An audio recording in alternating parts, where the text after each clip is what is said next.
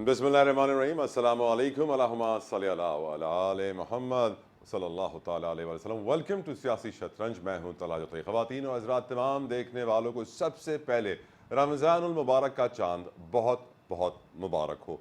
इस उम्मीद और दुआ के साथ कि अल्लाह इस बाबरकत महीने के सदक़े तमाम मुस्लिम उम्मा की मुश्किलात दूर फरमाए, हमारे फ़लस्तीनी भाइयों को आज़ादी अता फ़रमाए, कश्मीरी भाइयों की मदद अता फ़रमाए और ख़ास तौर पे पाकिस्तान की मईशत को इस्तेहकाम अता फ़रमाए, आमीन। हम ये जानते हैं कि अगर शैतान के लिए कहा जाता है कि रमज़ान मुबारक के महीने में उसे बंद कर दिया जाता है और बेशक बंद कर दिया जाता है, तो यकीनन अब वो लोग जो गुनाह करते हैं और कहते हैं कि शैतान ने हमसे गुनाह करवाया, बड़ी मुश्किल में फंस जाएंगे और उन्हें मालूम पड़ जाएगा कि शैतान तो अब बंद है, तो ये शैतान अंदर से ही आ रहा है। लेकिन आज पहली रमज़ान है और पहली रमज़ान की मुनासबत से मैं तमाम देखने वालों को एक बार फिर मुबारकबाद देना चाहूँगा, क्योंकि पहली रमज़ान तो है, चांद तो नज़र आया, रोज़े तो शुरू हुए, लेकिन पहली रमज़ान को गौसे आज़म गौसुल सकलैन शेख अब्दुल कादिर जीलानी रज़ी अल्लाह ताला अन्हु का यौम विलादत है। तो उस मुनासबत से भी मैं तमाम देखने वालों को मुबारकबाद देता हूँ। कादरिया सिलसिले के रूहानी पेशवा हैं, यकीनन बड़ी तालीमात है अब्दुल कादिर जीलानी की। अल्लाह ताला हम सबको समझने की तौफीक अता फरमाए। अब हम बात कर लेते हैं कुछ सियासत की बात करें तो हम जानते हैं कि पाकिस्तान की तारीख में पहली बार ऐसा हुआ है कि कोई सिविलियन दूसरी बार सदर ममलिकत के ओहदे पर बराजमान फायज हुआ हो। हम जानते हैं आसिफ अली जरदारी साहब ने ओहदा संभाल लिया है और अब वो पाकिस्तान के सदर ममलिकत बन चुके हैं, दूसरी बार बने हैं, तो ये एक अचीवमेंट है, यकीनन हिस्ट्री तारीख उन्होंने रकम की है।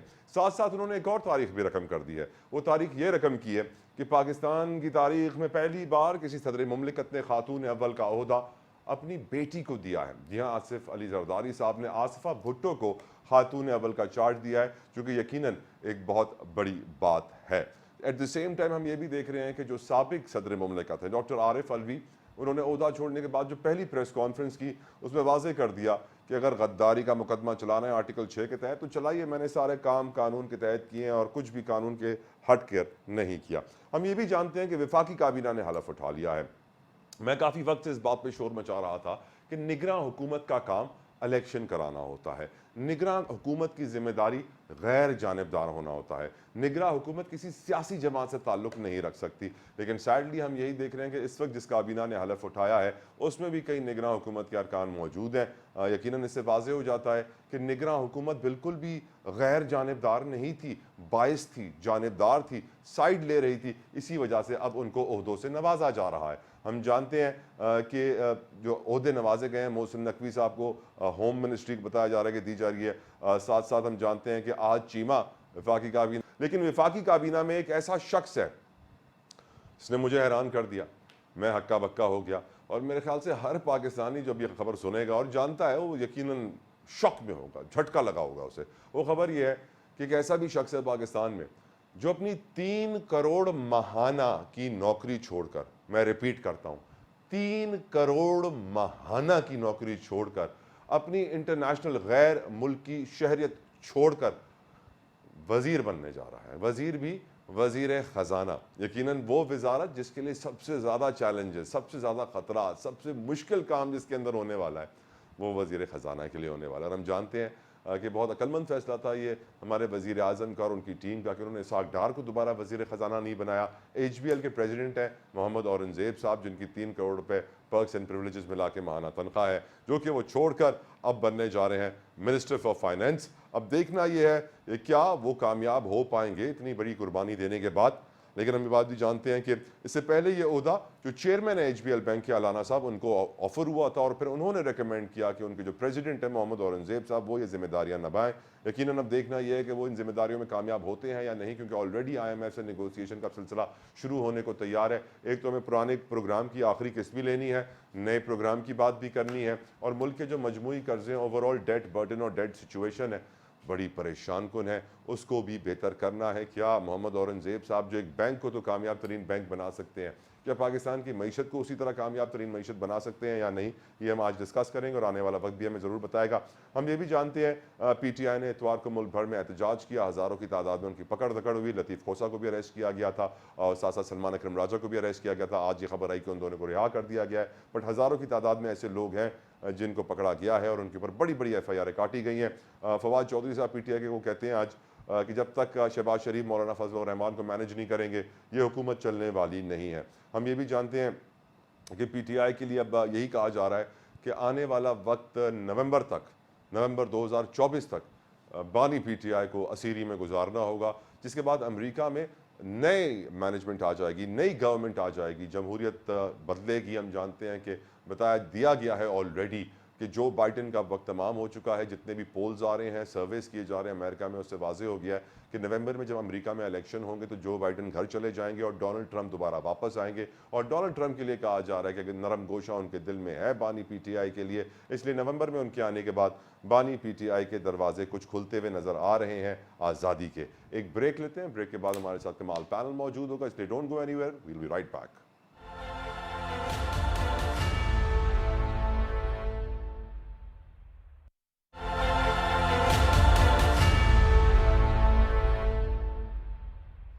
वेलकम बैक टू सियासी शतरंज। मेरे साथ मौजूद हैं जमीयत उलमा इस्लाम फे के सीनियर रहनुमाएं, किसी तारुफ के मोहताज नहीं है, बैरिस्टर कामरान मुर्जा साहब। Thank you so very much barrister साहब for your precious time. People's party से कादर मंदुल खेल साहब ने हमें ज्वाइन किया है, बहुत बहुत शुक्रिया कादर मंदुल खेल साहब आपके कीमती वक्त के लिए। और किसी तारुफ के मोहताज नहीं है, पाकिस्तान के मशहूर मारूफ मकबूल तरीन मैं कहूँगा एनालिस्ट में से एक पीजे मीर साहब। Thank you so very much sir for your precious time. पहला सवाल पीजे मीर साहब आपसे कर लेते हैं शुरुआत, क्योंकि यकीनन मुझे तो सर बड़ा झटका लगा ये सुनकर कि हमारे मुल्क में एक ऐसे वजीर खजाना आ रहे हैं जो 3 करोड़ माहाना की नौकरी छोड़कर, अपनी दोहरी शहरियत छोड़कर, डच नेशनैलिटी को छोड़कर फाइनेंस मिनिस्टर बनने जा रहे हैं, एक ऐसे वक्त में जब इकोनॉमी के चैलेंजेस सबसे ज्यादा हैं, ये खतरात के बादल मंडला रहे हैं। आपकी नजर में सर क्या आपको भी वो शौक लगा पीजे मीर साहब जो मुझे लगा? 3 करोड़ रुपए सर माहाना कौन छोड़ता है? नहीं जी, ये कोई नई बात नहीं है। एक पहले भी हमारे फाइनेंस मिनिस्टर आए जो कि सिटी बैंक के बहुत टॉप एग्जीक्यूटिव थे, तो उन्होंने ओवर $80 मिलियन की अपनी सैलरी और स्टॉक्स एंड बॉन्ड्स वो सब छोड़ के आके पाकिस्तान की उन्होंने खिदमत की है, शौकत अजीज। सर वो और शौकत अजीज के लिए ये भी कहा जाता है कि तोशा खाना से सबसे ज्यादा गिफ्ट भी उन्होंने ही लिए थे। जी, जो गिफ्ट्स लिए थे ये वाहिद है पहले वजीर आजम जिन्होंने डिक्लेयर किया था कि ये जो इसकी जो वैल्यूएशन है, ये वैल्यूएशन के बगैर कोई चीज नहीं ले सकता। ये ऑन रिकॉर्ड है प्राइम मिनिस्टर हाउस के अंदर, ये मैंने खुद पढ़ा है। अच्छा जी, अब उसके बाद बात आती है कि ये आपके पास एंटाइटलमेंट है, तो इस एंटाइटलमेंट के अंदर you can do anything you want, but having said so, जिनकी आपने अभी बात की है, आई थिंक कि इट्स अ गुड स्टेप। अगर ही फील्स के he can come and serve Pakistan, that's a great thing. हमें देखो तला, हमें इस वक्त पॉजिटिव रहना है। बड़ी नेगेटिव्स है हमारे मुल्क के अंदर, हर किस्म की नेगेटिविटी चल रही है और कोई आदमी पॉजिटिविटी की बात कर ही नहीं रहा। हर एक दूसरे पे तनकीद उछाल रहा है, हर एक कोई सेटिस्फाई नहीं है, एक दूसरे पे तलखियां चल रही हैं। आप मुझे बताएं, हम आपके शो ले लें, पूरे पाकिस्तान में डोमेस्टिक कोई भी नेशनल शो है, उसके अंदर हम पॉलिटिकल फेलियर्स ही डिस्कस कर रहे हैं। Correct. We are not discussing any success और एनी पॉसिबल सॉल्यूशंस। हम एक दूसरे पे तनकीद कर रहे हैं और हर एक को शौक है कॉरिडोर्स ऑफ पार में आने का। अब आप मुझे बताओ, हम करें तो करें क्या? करें तो करें क्या? यकीनन सर कॉरिडोर्स ऑफ पावर बड़े अट्रैक्टिव होते हैं। 3 करोड़ की तनख्वाह है छोड़ना को मेरी नज़र में तो बहुत बड़ी बात है। खैर यही सवाल बैरिस्टर कामरान मुर्जा साहब, इकोनॉमी की अगर बात की जाए सर, एक बैंक को चलाना और एक मुल्क को चलाना sir complete different ball of game होता है। क्या आपकी नज़र में ये जो फैसला हुआ है, ये अच्छा फैसला हुआ है? जो बैंकर साहब आ रहे हैं मोहम्मद औरंगजेब, पाकिस्तान की मईशत को सही डायरेक्शन में लेके जा सकेंगे आपकी नज़र में? बैरिस्टर कामरान मुर्जा। देखिए, मीर साहब कह रहे थे कि पॉजिटिव रहना चाहिए, पॉजिटिव बिल्कुल यकीनन है, मगर वो देखिए कि अगर फर्ज करिए कि मैं वकील हूँ और मुझे जो है वो हेल्थ का वो महकमा दे दें और कहें कि जी आपने हेल्थ चलाना है, तो हेल्थ में कैसे चलाऊंगा वो उस वक्त जो है ना पता चल जाएगा कि किस तरह से चलेगा। इससे पहले भी जो है ना हमने शौकत तरीन साहब के हवाले से ये एक्सपीरियंस किया है, शौकत अजीज साहब के हवाले से ये एक्सपीरियंस किया है, और वो एक्सपीरियंसेस जो है ना वो दोनों कामयाब नहीं हुए। अल्लाह करे कि ये एक्सपीरियंस कामयाब हो। मुमकिन पानी देने के लिए आ रहे हो, उन्होंने ये सब कुछ जो है ना शहरियत छोड़ी है, दूसरी जो उनकी नेशनलिटी थी वो उन्होंने छोड़ी है, इसको पॉजिटिव में लेना चाहिए। 3 करोड़ रुपया पर मंथ छोड़ा है, इसको भी पॉजिटिव में ले लेते हैं। मगर मुझे जो है ना वो एक बैंकर को जो है ना वो मईशत चलाना, ये शायद मुझे तो डाइजेस्ट नहीं हो रहा, मगर अल्लाह करे तो इसमें दुआ की जा सकती है कि मामला चल पड़े मगर मसला अगेन ये है कि ये जो पैच वर्क होता है, ये पैच वर्क करते हैं, ये उनके नाम से या उनके पास जो पहले स्लॉट थी उससे पता चल जाता है कि ये पैच वर्क जो है ना नून का है ना पीपल्स पार्टी का है, जिनके पास गवर्नमेंट है, ना एमक्यूएम के। तो फिर जब ये तीनों पार्टियों का नहीं है तो किसी और जगह से आया, तो बहरहाल वो किसी ताल्लुकात की वजह से लगता ज्यादा है ये कि कोई ताल्लुकात उसमें ज्यादा कार फरमा है, या फिर वो उसी समझते हैं कि इमरान खान साहब जो है ना मसीहा साबित होंगे, कभी वो समझते हैं कि नहीं नवाज शरीफ साहब होंगे, कभी वो समझते हैं नहीं पीपल्स पार्टी के बगैर काम नहीं चलेगा।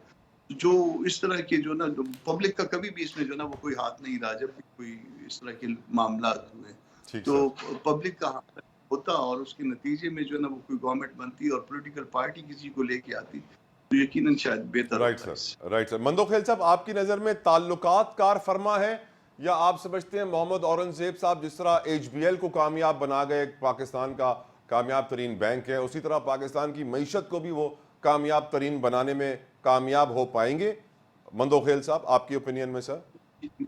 मैं पीजे मीर साहब से इतफाक करता हूँ कि हमें पॉजिटिव रहना चाहिए, और एक नया बंदा जो सरकारी बैंक का, एचबीएल सरकारी बैंक है, उनका सरबराह और 3 करोड़ छोड़ के आया, तो उससे ज़्यादा उम्मीदें बांधी जा सकती है और बांधी चाहिए। ठीक। बाकी जो शौकत अली साहब की आप बात करें, मैं ज़्यादा उसको नहीं जानता हूँ, इतना तो जानता हूँ कि वो अपने प्राइवेट बैंक का मालिक था।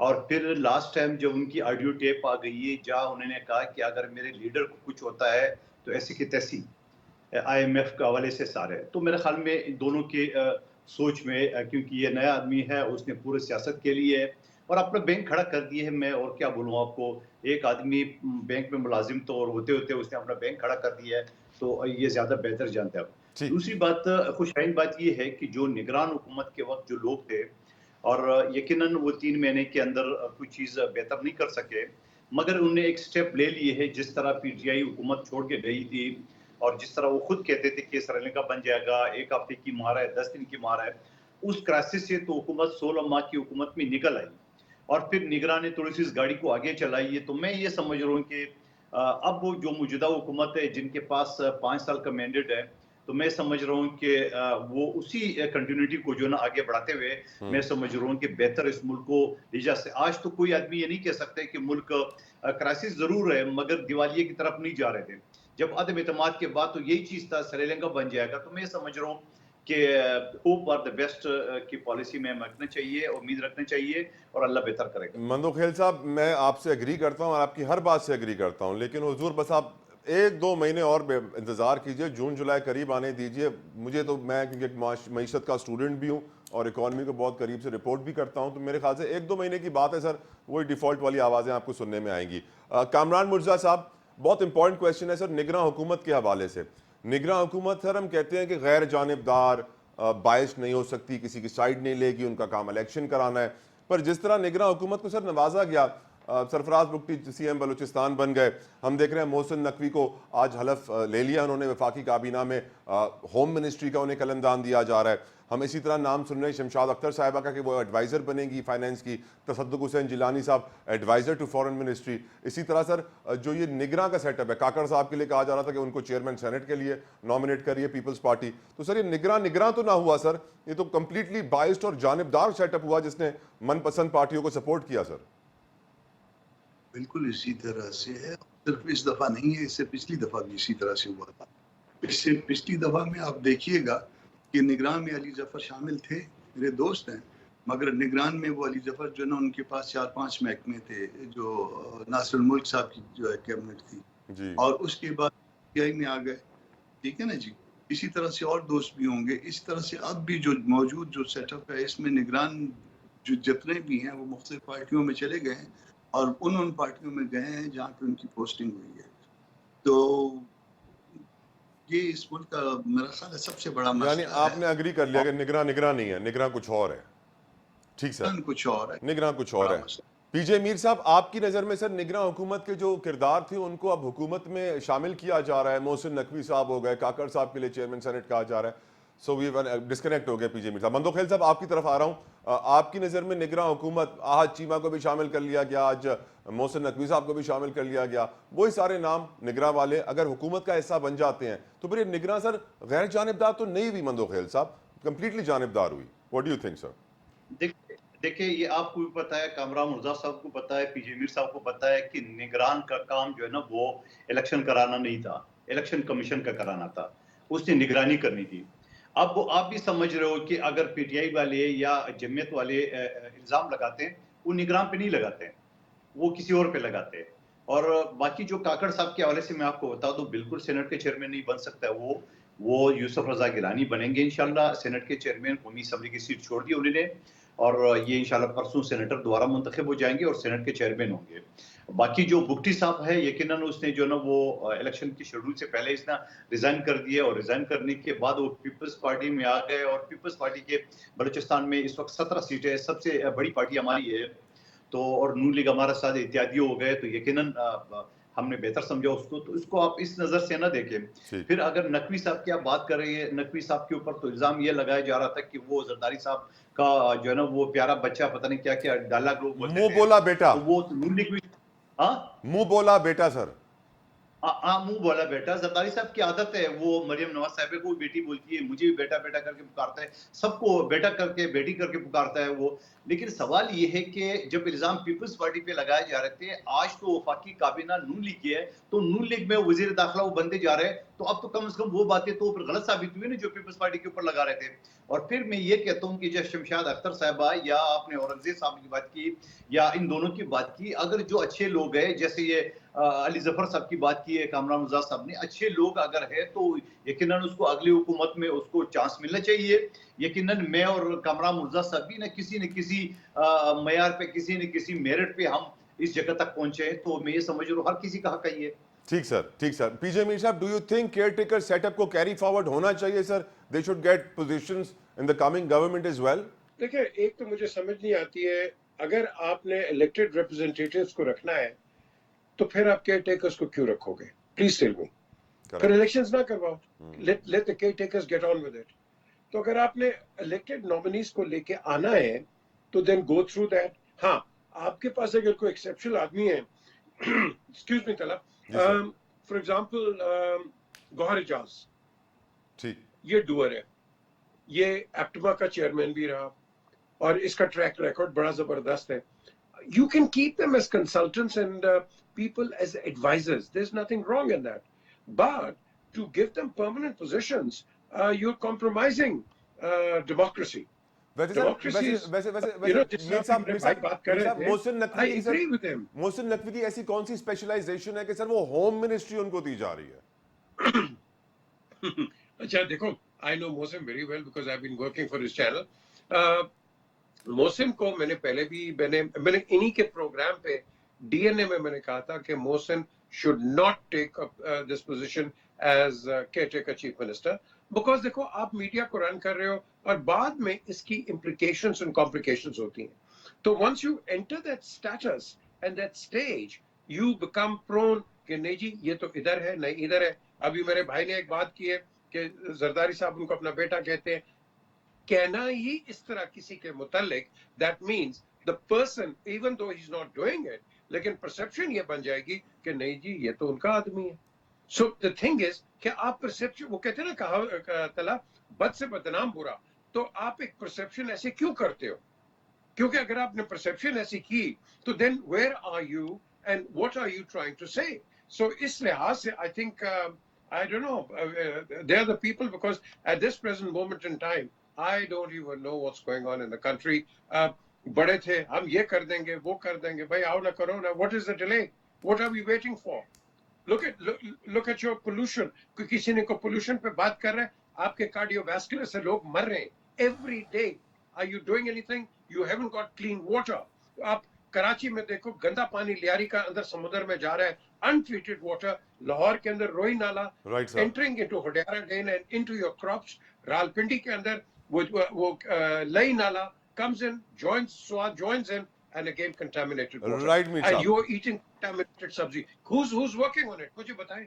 No one. Where is the rocket No science? one. Sadly, ये- no one, sir. मुझे ब्रेक के लिए कहा जा रहा है, मैं एक ब्रेक की तरफ बढ़ रहा हूँ, with your permission. ब्रेक से वापस आके मंदोखेल साहब से मैंने पूछना है कि आसिफ अली जरदारी साहब पाकिस्तान के वो पहले शख्स हैं जो दूसरी बार सदर के ओहदे पर फाइज हुए हैं, और ये पाकिस्तान के पहले शख्स हैं जिन्होंने खातून अव्वल का ओहदा अपनी बेटी को दिया है। तफसीलन उनसे जानेंगे ब्रेक के बाद। हमारे साथ रहिए।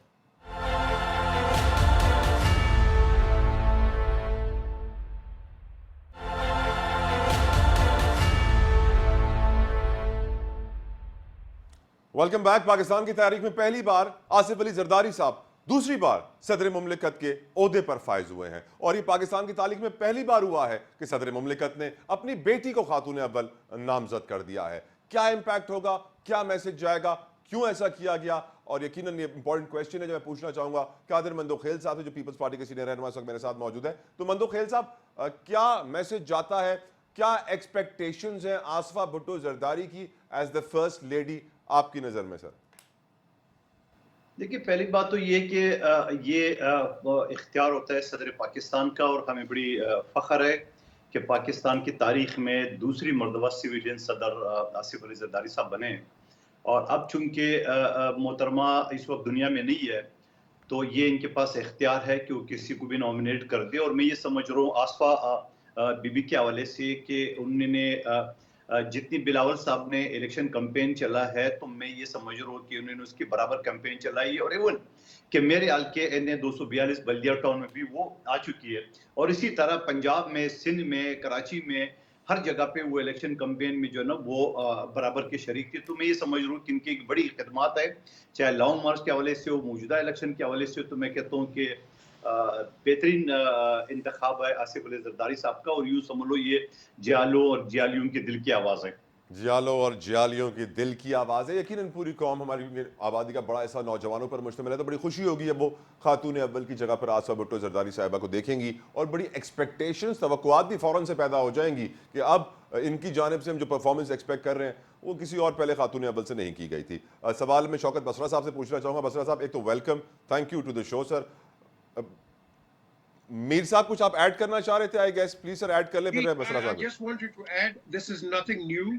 Okay. जब लियाकत अली ने अपनी वो डिवोर्स कर दी थी, Begum Rana Liaquat Ali acted as the first lady, and then of course at the same time, if you remember, President Ayoub's daughter Naseem Aurangzeb ji. used to accompany President Ayoub as the first lady. So it's nothing new. Nothing new. ठीक, बसरा साहब, PTI ने बड़ा एहतजाज किया, बड़ी पकड़ धकड़ हुई है, हजारों की तादाद में आपके कारकुनान पकड़े गए हैं, नामजद किए गए हैं एफआईआरों में। अब तो आपके सदर भी नहीं रहे, वो भी सदर का ओहदा छोड़ के वो ये कह रहे हैं कि अगर आप गद्दारी का मुकदमा चलाने तो चला लें। बसरा साहब, क्या मुस्तकबिल बचा पीटीआई का? अब भी आप एहतजाज करते रहेंगे, पकड़ धकड़ का सामना करते रहेंगे, या बस हो गई?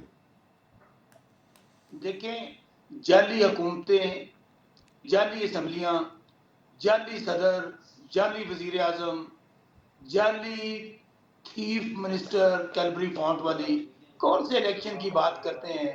इलेक्शन में तो लोगों ने बता दिया कि इमरान खान पाकिस्तान है, पाकिस्तान इमरान खान है, और ये 17 सीटों जो 24 सीटों वाला है वो सदर पाकिस्तान, जो 17 सीटों वाला डिग्गी वाली सरकार वजीर आजम, और कैलबरी फॉन्ट और कतरी लेटर वाली जो कहती थी लंदन तो क्या मेरी पाकिस्तान में भी कोई जायदाद नहीं है। ये जो इलेक्ट भी नहीं हुए उन लोगों को चीफ मिनिस्टर बना दिया गया। मैं फिर कहता हूँ कि जिस तरह का झुरलू फ्रॉड ये लगाना चाहते हैं, पाकिस्तानी कौम ने बता दिया इनको कि पाकिस्तानी कौम बन चुकी है। आपने डरा लिया, धमका लिया, पार्टी तोड़ ली, आपने प्रेस कॉन्फ्रेंस करा ली, आपने पार्टी का निशान छीन लिया, आपने इंटरनेट बंद कर दिया, फोन बंद कर दिया, 200 निशानात दे दिए। क्या हुआ? अभी तक इनकी कांपे टांग रही हैं, इनको समझ नहीं आ रही। तो ये जो फ्रॉड निज़ाम ये बना रहे हैं, और अभी बड़े संजीदा होकर लोग गुफ्तगू करते हैं, फला एमएनए, फला एमपीओ, कोई शर्म भी नहीं आती कि अल्लाह नबी के नामों के नीचे खड़े होकर झूठे हलफ उठा रहे हैं। और पता है हमें कि अल्लाह ताला की किताब में लिखा हुआ है, जो झूठा कुरान उठाएगा, झूठा हलफ उठाएगा, वो गर्क होगा, वो गर्क होगा। मुझे बताइए किस तरह पाकिस्तान की अल्लाह की मदद पाकिस्तान के साथ आ सकती है? जिस तरह ये निज़ाम बनाना चाहते हैं, ये ईस्ट इंडिया कंपनी ने पाकिस्तान पे कब्जा कर लिया है। ये बेहतर था। अभी आप मोहसिन नकवी की बात कर रहे थे, आइन ना इस वक्त पाकिस्तान में आइन पहले मौजूद था, आइन भी टूट चुका, कानून भी टूट चुका, जंगल का कानून है।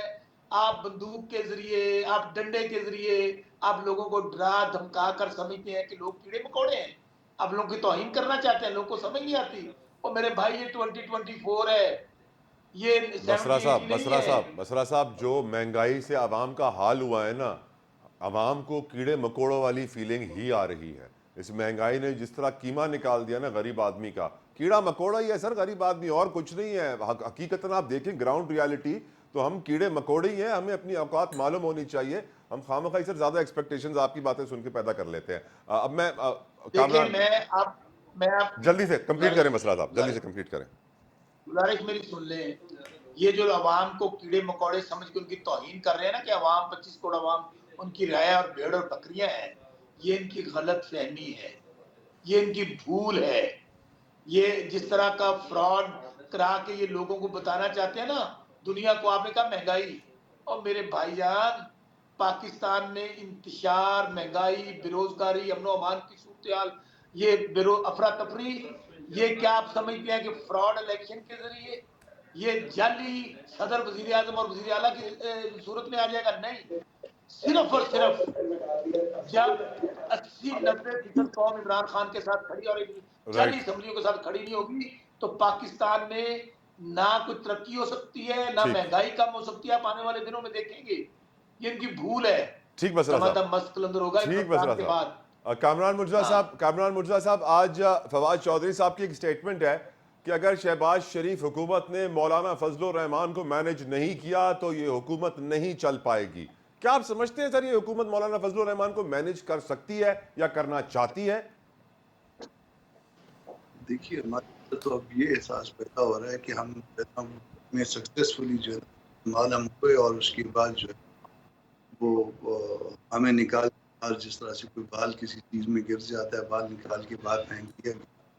तो हमारे साथ तो वो एक इंतज़ाम के तहत जो है वो हुकूमतें बदली कर दी गई, और उस इंतज़ाम में जो है वो हम शायद फिट नहीं थे।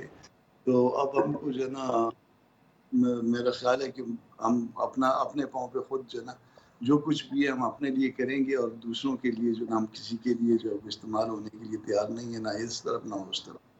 और हम अपने तौर पे जो है अपनी हमारी जदोजहद होगी, जो सोच हम रखते हैं उसमें हम आगे बढ़ने की कोशिश करेंगे। सिर्फ हमारा नुक्ता नज़र ये है कि अगर कुछ होना है, अगर पाकिस्तान ने तरक्की करनी है, तो जब तक हम दस्तूर को दोनों हाथों से पकड़ के आगे नहीं चलेंगे, पाकिस्तान तरक्की नहीं कर सकता। ये इंतज़ाम और ज़ेर इंतज़ाम ये मामला जो है ना, वो ना पहले चल पाए थे और ना अब चल पाएंगे। जितनी मर्जी कोशिश कर लें, इंतज़ाम भी आपका पहले भी गलत हुआ 2018 में, अब 2024 का भी जो भी इंतज़ाम है वो दुरुस्त नहीं होगा। वो एक ग्रुप आता है, वो किसी को इंतज़ाम में रख लेता है, ज़ेर इंतज़ाम कर लेता है, दूसरा ग्रुप आता है, दूसरे को ज़ेर इंतज़ाम कर। तो ये मामला अब नहीं चलेंगे, दस्तूर के मुताबिक में आगे बढ़ना होगा। यही पाकिस्तान की किस्मत होनी चाहिए, यही अब हम सब के लिए जो है ना, उसमें भले नुकसान हो या फ़ायदा हो, हम उसको बियर करने करें, मगर मासवाए दस्तूर के हम आगे जाने के लिए, शायद ये हमारे और आपके दरमियान मुआहदा है, हम उस दस्तूर की करने के लिए तैयार नहीं। राइट, मंदोखेल साहब, एक थोड़ा सा इंपॉर्टेंट क्वेश्चन आपसे पूछना चाहता हूं, अदालत से जुड़ा हुआ। आज सुप्रीम कोर्ट ऑफ पाकिस्तान में सहाफ़ियों को FIA नोटिस और हिरासा करने के खिलाफ जो केस था उसकी समाअत हुई, जिसके अंदर हमारे honourable chief justice of Pakistan ये कहते हैं कि असद तूर केस अदलिया के कंधे पर रखकर बंदूक चलाई गई है। मंदोखेल साहब, ये अदलिया का कंधा कौन कौन इस्तेमाल कर सकता है, कैसे कैसे इस्तेमाल कर सकता है और कब से इस्तेमाल हो रहा है? मंदोखेल साहब, देखिए, मेरे ख्याल में जो असद तूर साहब को जो जहाँ तक मुझे नॉलेज है कि उसने चीफ जस्टिस साहब के बारे में कुछ कहा है, तो यकीनन उस हवाले से हुकूमत या जो हुकूमती अदारे हैं उस हवाले से कोई एक्शन लेंगे। नहीं सर, लेकिन मैं कथा कलामी की माजरत, मैं एक और छोटा सी कमेंट पढ़ देता हूं। चीफ जस्टिस ने कहा कि असद तूर के खिलाफ मुकदमे में संगीन नौयत की दफात आयद की गई हैं, हसास मालूमात समेत आयद दीगर दफात का इत्तला कैसे होता है? इंक्वायरी नोटिस में लिखा गया है अदलिया के खिलाफ मुहिम पर तलब किया जा रहा है, जबकि FIR में अदलिया के खिलाफ मुहिम का जिक्र तक नहीं है सर, इसलिए वो कह रहे हैं कंधा इस्तेमाल किया गया। मेरे ख्याल में ये बात जब आप अपनी खबरों की हेडलाइन बना रहे हो या दूसरे भी बना रहे हैं, तो चीफ जस्टिस को ये सारे हेडलाइन बनाने से पहले उनके पास तो इख्तियार था, 2 मिनट में डायरेक्शन दे देते कि अभी अभी पेश कर दो, रिहा कर दो और केस खत्म कर दो। यस, इतना सा मामला है। अगर हुकूमत उनके कंधे पे खेल रही है तो चीफ जस्टिस साहब को खुद अपना कंधा साइड पे करके और 2 मिनट में रिहा कर सकते थे। इतनी सारी बातें करने की क्या जरूरत पड़ी है? यानी आप कह रहे हैं कि चीफ जस्टिस पहले अपना कंधा पेश करते हैं और फिर बातें भी करते हैं? मैं ये नहीं कहूंगा, मैं ये कहता हूं कि जो जो जो, जो जहां तक मेरी नॉलेज है कि उसने चीफ साहब के बारे में कुछ कहा है, जब उनके बारे में कहा है और हुकूमत ने और चीफ साहब को भी ये लगा कि मेरा कंधा इस्तेमाल हुआ है या मेरे नाम भी किए, तो उनको तो 2 मिनट में उसको पेश करके उसी वक्त हथकड़ी खुलवानी चाहिए और साथ में जो है ना वो शटअप कॉल भी देना चाहिए एफआईए पुलिस सबको। तो बड़ा आसान मामला है, इसमें अखबारात की और इसमें इस तरह की बातों की तो मेरा ख्याल में जरूरत तो नहीं पड़नी चाहिए। ठीक ठीक मंदोखेल साहब। पीजे मीर साहब, ये अदालत का जो कंधा है सर, आपकी नजर में कब से इस्तेमाल हो रहा है, कौन कौन इस्तेमाल कर रहा है, कैसे कैसे कर रहा है सर, कुछ बताइए ना। कंधा तो इस्तेमाल नहीं कर रहा। आई थिंक वो जो लफ्ज है वो क्या कहते हैं, स्टिल्स, वो इस्तेमाल हो रही है। कंधा शंधा कोई नहीं है। The thing is I totally मेरे भाई के साथ इस तरह की कोई बात है, आप एक्शन लो यार। टू प्ले द गैलरी, आप एक्शन लें। आप बातें कर रहे हैं कि भाई आप हमारा कंधा इस्तेमाल हो रहे हो, मेरे भाई आप एक्शन लें। प्लीज डोंट टेल अस कि ये हो रहा है, वो हो रहा है, ये हो रहा है। यही तो चीज है कि हम इतनी लीनियंसी दिखाते हैं कि हमारा हर निजाम, जिस तरह बसरा साहब ने बात की है, हर निजाम उड़ के रह गया, बेड़ा गर्क होके रह गया। I mean and then we talk, हाँ जी ये होना चाहिए, वो होना, ओ भाई करो, दैट इज द क्वेश्चन, करो, बिल्कुल करो। And I am of the opinion कि देखो आज हम कह रहे हैं कि जो जितनी भी चीजें बसरा साहब ने बात की है, I totally agree with him. Secondly, आप बिल्कुल करो, आपकी पॉलिटिकल टसल चलती रहे, लेकिन जो अगर तुम आए हो भी करो ना यार, अभी क्यों नहीं कर रहे, किसका वेट हो रहा है मुझे बता दो। बिल्कुल सही सर। आप क्या कर रहे हैं, आप लोगों को भिखारी बना रहे हैं, आप उनको आटा दे रहे हैं, चीनी दे रहे हैं, चावल दे रहे हैं, खुदा जाने क्या दे रहे हैं। और भाई इनको तुम पैसे दो, खुद कफील करो इनको, don't make them beggars. Agreed sir, agreed sir. फिर आप दोबारा देंगे इनको। बिल्कुल अगर ठीक। आपको आज हेडलाइंस मिल गई हैं, हम ये दे रहे हैं, वो दे रहे हैं, दीज आर टेम्पररी हेडलाइंस। अवाम के लिए लंबी सोच होनी चाहिए, छोटी सोच आप नहीं रख सकते, अग्रीड क्योंकि that is only to gain political votes, that's it. Yes, it is only to see कि अगले इलेक्शंस के अंदर आपको क्या मिलेगा। So the thing is, हम हर चीज को अपने एक इलेक्टोरल कॉलेज के इर्द गिर्द उसको सराउंड करते हैं और उसी के आगे खेलते हैं, लॉन्ग टर्म नहीं खेलते। ये देखो ना, अब फॉर एग्जांपल ये एहसन इकबाल, इनका 25 साल का प्लान आया, एक्सीलेंट प्लान, जो कि पीटीआई लेके चली है बुज़दार की गवर्नमेंट के अंदर। आप इसको आगे लेके जाओ। अभी ब्रेक क्यों के लिए नहीं कहा लेके जा रहा है जाते? मीर साहब, मुझे ब्रेक के लिए कहा जा रहा है, अपोलोजाइज। एक ब्रेक लेते हैं, ब्रेक के बाद में यही सवाल उठाऊंगा अपने दीगर मेहमानों के साथ भी कि अदालत का कंधा कौन कौन इस्तेमाल कर रहा है, और एक और कंधा है जो शायद पीटीआई इस्तेमाल करेगी इमरान खान की रिहाई के लिए। ब्रेक के बाद तफसील।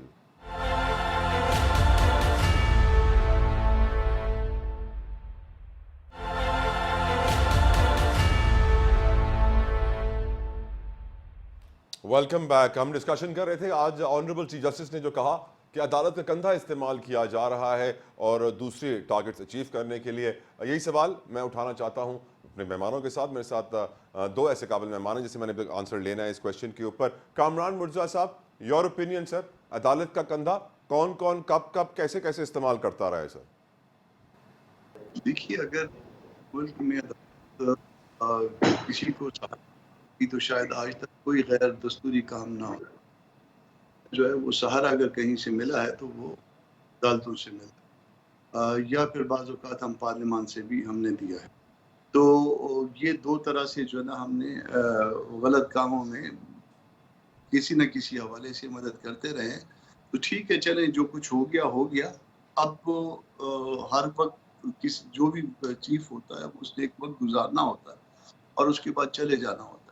तो वो कोशिश करें कि वो अपने वक्त को यादगार बनाए और कम से कम इस तरह से गैर दस्तूरी और गैर कानूनी काम जो है हुकूमतों के पार्ट पे ना होने पाए। अगर वो फील करते हैं कि कोई कंधा इस्तेमाल हुआ है तो उस वक्त एक लम्हा भी जो है ना, उनका आर्टिकल 9 में उनको एक लम्हा भी जो है ना किसी दूसरी तरफ को जाना नहीं मिलना चाहिए था। उनकी आज़ादी भी जो है वो कीमती है, उनकी जान भी कीमती है, लाइफ एंड लिबर्टी दोनों जो है ना वो सिक्योर होनी चाहिए थी। और जहाँ पे ये फीलिंग आ गई बेंच को कि उनका कंधा इस्तेमाल किया गया है और कंधा ज़ाहिर है रांगली इस्तेमाल किया जाता है, तो यहाँ पे कोई उसकी कॉन्सिक्वेंशियल रिलीफ होनी चाहिए था, उसका कोई कॉन्सिक्वेंस होना चाहिए था। वो कॉन्सिक्वेंस किसी ने नहीं देखा।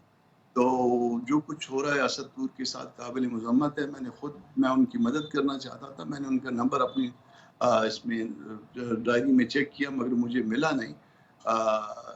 ये बहुत ज़्यादती हो रही है बहुत उसके साथ ज्यादती और हो रही है, उसके यकीनन बहुत सारे यकीनन सर। बिल्कुल जायज़ हो रहा है, गलत हो रहा है और हम उसको जो है ना कोई हम उनकी मदद करने से शायद कासिर हैं या जानबूझ के हम बैठ के और तमाशा देखते हैं। ये फिर हमारे पार्ट पे ज़्यादा।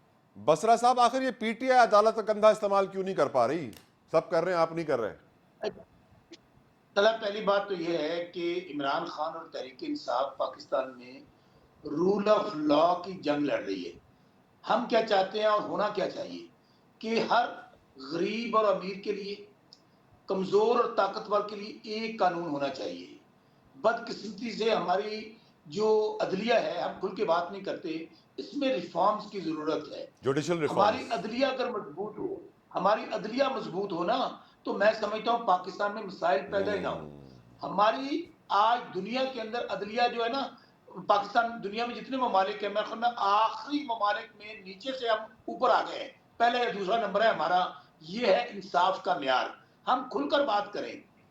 असद तूर की बात कर रहे हैं, असद तूर तो नाम ले रहे हैं कि मेरे ऊपर जो कार्रवाई हुई है वो काजी फाइज ईसा साहब की वजह से हुई है। आप निकाल लें, 4 तारीखों पे वो आए जब रिमांड ले लिया उन्होंने। तो मैं फिर कहना चाहता हूं कि आज आम पाकिस्तानी, मैं खुद वकील हूं, कामरान मुर्तजा साहब मेरे से बहुत सीनियर और है बसरा और मुझे बहुत साहब, एहतराम है। चीफ जस्टिस ने वजाहत दी है कि उनके कहने पे कोई कार्रवाई नहीं हुई है, किसी जज के कहने पे कोई सुने कार्रवाई सुने नहीं, वजाहत भी दी है उन्होंने। मेरी गुजारिश सुन ले, मेरी गुजारिश सुन ले। आप वजाहत पेश ना करें उनकी, मुझे वजाहत पेश करने दें। आज हर पाकिस्तानी अदालतों से मायूस हो चुका है और बड़ी बदकिस्मती की ये बात है कि जब आप देखते हैं कि मुझे इंसाफ नहीं मिल रहा, तो लोग अपनी अपनी अदालतें लगाते हैं, अपनी अपनी कचहरियां लगाते हैं। कामरान मुर्तजा साहब से पूछ लीजिए, मेरे से सीनियर है, सुप्रीम कोर्ट के सदर रहे और वहां पेश होते हैं। सूरत हाल क्या है? जब आप ये देखेंगे कि किसी खास तौर पर कानून स्पेसिफिक हो जाएगा कि आपने इमरान खान के खिलाफ आपका कानून हरकत में आना है। इमरान, मैं फिर कह रहा हूं कि 11th आवर में बल्ले का निशान छीन लिया इमरान खान से, तरीके इंसाफ से। वो कौन सा इंसाफ था? ठीक। इंट्रा पार्टी इलेक्शन आपको नजर आ गया। आज पाकिस्तान के अंदर इतना बड़ा धांधला हुआ है, हर पार्टी कह रही है, वो नजर किसी को भी नहीं आ रहा। किसी तो को भी मेरे नहीं आ रहा। भाई, मैं बतौर कानूनदान के, बतौर पीटीआई के नहीं, बतौर एक वकील के, यकीन मानिएगा चीफ जस्टिस काजी फाइजा साहब से इसलिए मायूस हूं। जब मैं उनको देखता था, जब उनकी तकरीरें सुनता था, तो मैं बड़ा खुशफहमी का शिकार था कि चीफ जस्टिस साहब आएंगे, यहाँ रूल ऑफ लॉ होगा, यहाँ पर लोगों को इंसाफ मिलेगा।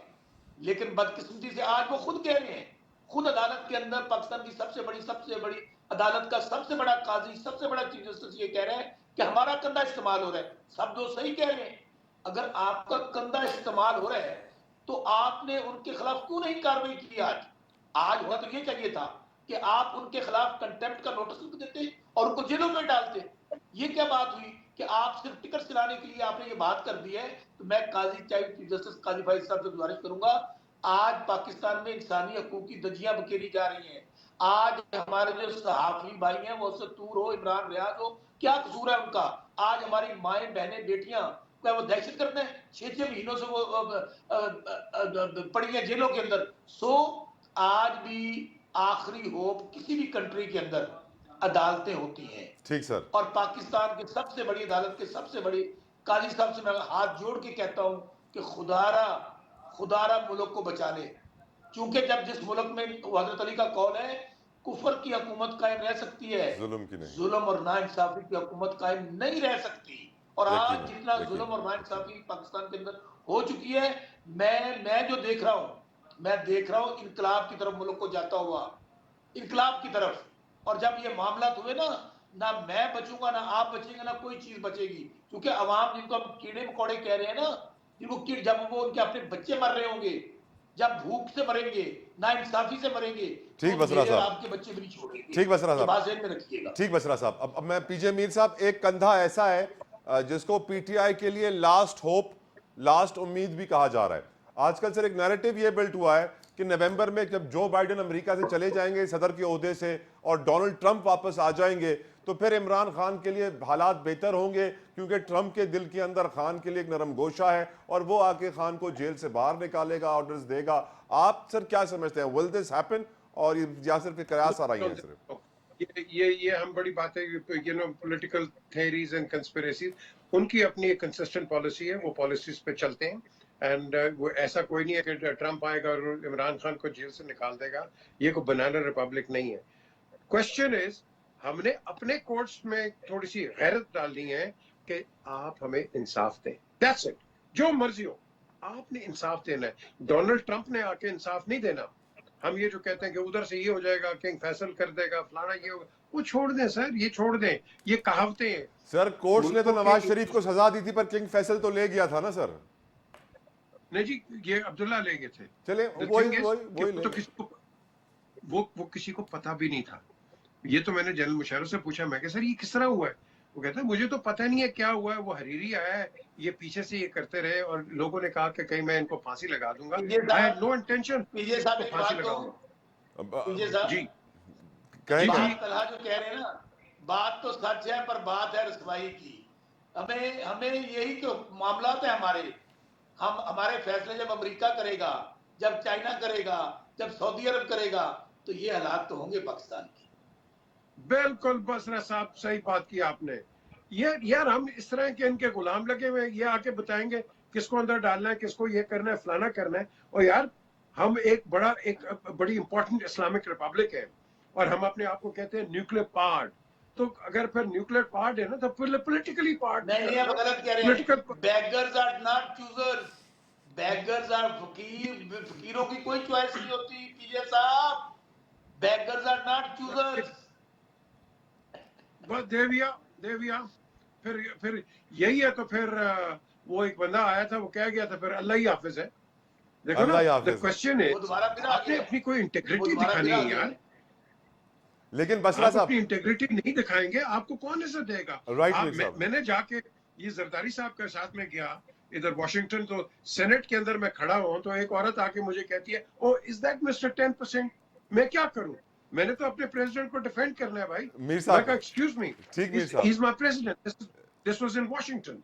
मीर एंड साहब, द थिंग इज, अगर हम यही करते रहेंगे, हम तो अपनी डर्टी लिनन बाहर गिराते हैं। चले तो इसको कौन रोकेगा? मुझे आप कामरान बता दो, मुर्जा पहला साहब, कौन रोकेगा? कामरान मुर्जा साहब को भी शामिल करना है गुफ्तगू में करना। कामरान साहब, do you think Donald Trump बचाएगा इमरान खान को सर?